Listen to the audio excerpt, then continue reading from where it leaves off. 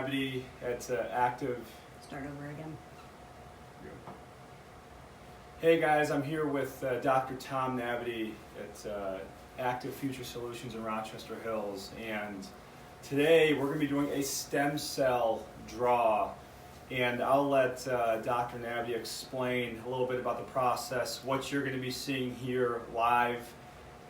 So I'll turn it over to him. All right, so Doug has decided to join the group of stem cell bankers who have invested in their future health by putting their stem cells in a repository that will save them and preserve them for future use. So whether it's a orthopedic purpose, shoulders or hips or knees, or whether it is something like a heart disease or stroke that's in use or in studies right now.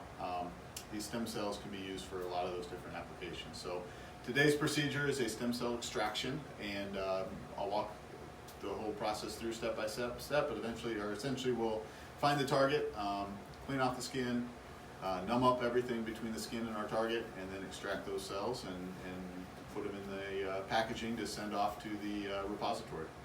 And real quick, before we get started, where are you going to be extracting these stem cells? So stem cells are in any area of our body that has bone marrow. The richest source and the largest store is in our pelvis. And the safest place to access the pelvis is from the backside, called the posterior superior iliac spine. So right on the upper backside of our hip bone. Okay. Well, you ready? No further ado, yeah. All right, so let's do it. Go ahead and lay down, and we'll prep the area and find our target. Thank you. Just get comfortable, or yep. Yeah. Yep. See you again. And then I'll take the probe from him. You can pull it out under his feet. Oh, right here. Oh. Is that better? Like, I don't know what you're saying to me. Yeah, that's good. This one needs to be plugged in. I can do for him. I can Oh, go okay. with the straight probe. Thank you. Do you have a marker? Yeah, that's great. Thank you. So this is an ultrasound machine, and this can be called Doug. Mm-hmm. We use this to identify the bones in the most ideal place for a Can you see how it's good? stem cells right at the peak of this. I don't know, Sarah, if you want to try to get a picture of this ultrasound machine, but you can see where the bone This is one's better. right here. So the peak is our target is right here. So I mark This the one might be skin better. Oh. with the skin marker, and then I rotate the probe to make sure that in both areas that peak is still identified, and it is. So we have our target identified.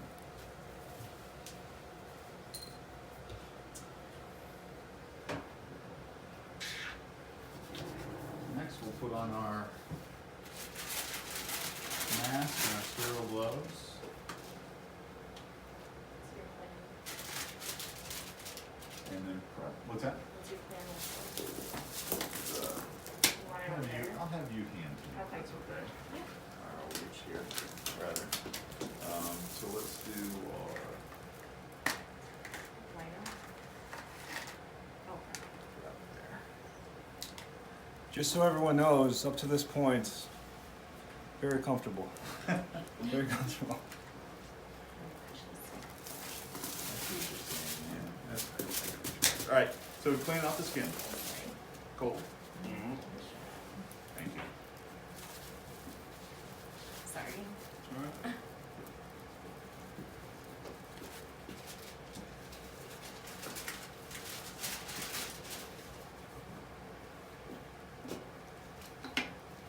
And then we expand the sterile field. And then arguably the worst part of this whole thing is me numbing you up, okay? You ready? Oh yeah. 1, 2, 3, oh. Numbing medicine does burn. How you doing? Good.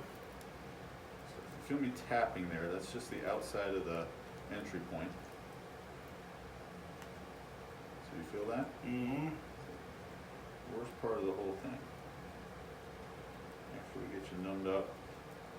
It should just be pressure, okay? Mm-hmm. Is that getting better? It's fine, yep. Great.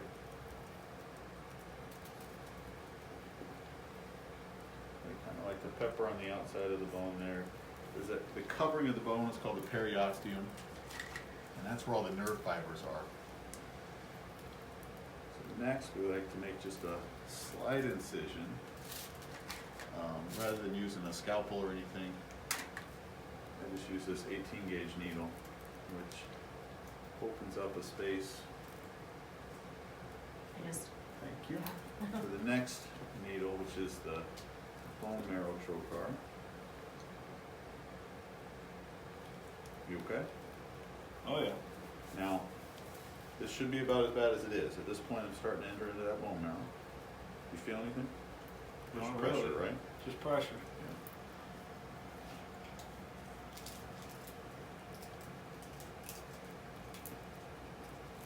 So, don't put a lot of pressure on there, just kind of intermittent.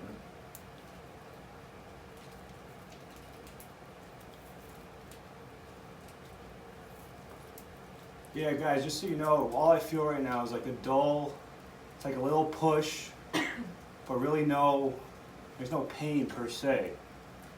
So then you know that, or you think or feels like it's in the bone marrow when the needle just stands up. You might feel a little pressure change as I take the center of the needle out, called the stylet, and then the atmosphere inside your bone marrow has a little bit different pressure. So you might have felt like a little zap or anything there. That's normal. I did feel that. And then next, as I'm taking the bone marrow cells out, you might feel like a suction cup or a cramp sensation. Yeah. And it shouldn't, now the more I kind of pull, the more that cramp's going to get. If it gets to the point where it's uncomfortable, just say that hurts and I'll slow down. Mm-hmm. And then every about 5 milliliters of stem cells, we like to rotate the needle to get into a fresher pocket to get more cells. So you still feel that cramp? Yeah, a little bit. Good. Nothing unbearable. Nothing too bad. Good.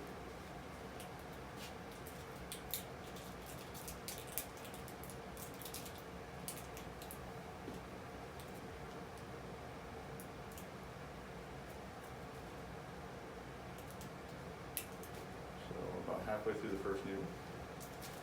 First syringe, rather.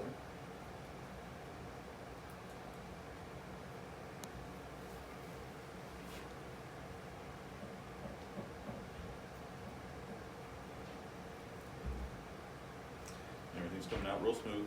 Okay. Oh, are we pulling right now? Yeah. Yeah, so I can't feel anything really. I mean, if you told me we weren't pulling, I'd believe it. Okay. Yeah, no, the syringe is filling just like it's supposed to.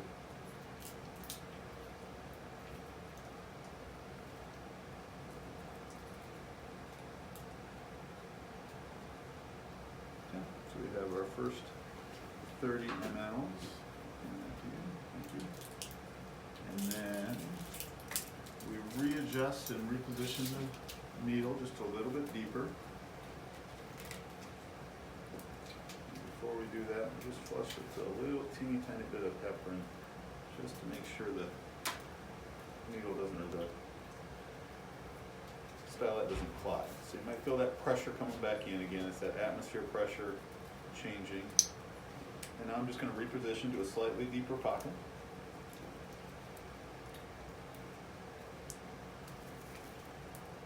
The inside of the bone marrow doesn't have a nerve sensation, so there shouldn't be any pain at all with that. You got no pain, just a little bit of pressure, that's it. And then again, that pressure change of the stylet going Yeah, out. there it was. And then I'm going to fill the second syringe and we'll be done. Okay.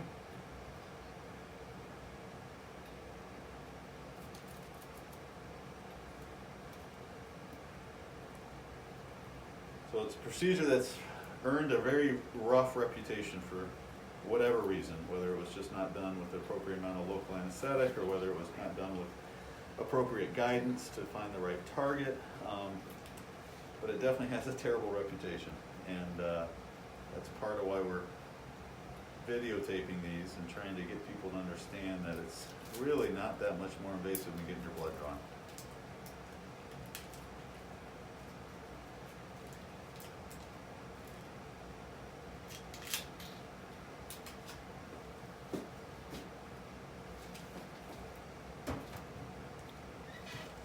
There is a little soreness that Doug will have after this.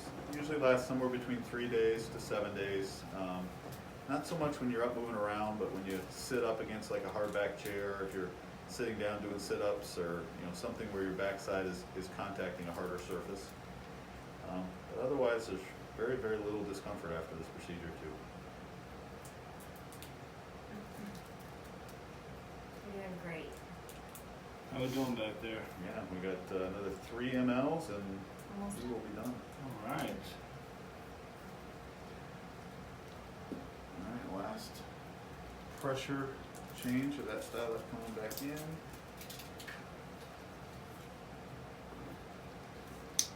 Needle coming out.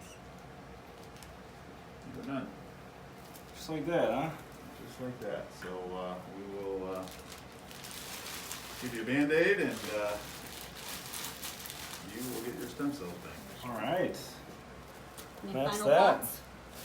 No, I mean, like Dr. Nabity said, it really wasn't bad at all. I mean, no worse than getting your blood drawn if that causes you some pain. But happy to have them. So I'm 29, and I will now have access to these, right? My 29-year-old stem cells forever. For the rest of your life. Is that right? That's correct.